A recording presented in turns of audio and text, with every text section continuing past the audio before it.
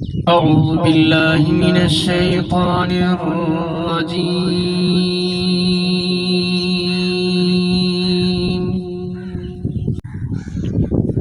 بسم الله الرحمن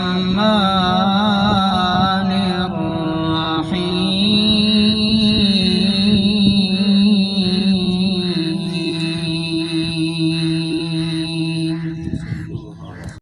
الحمد لله الذي وهب لي على الكبر إسماعيل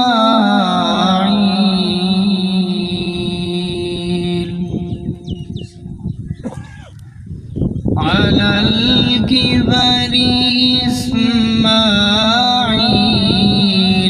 وإسحاق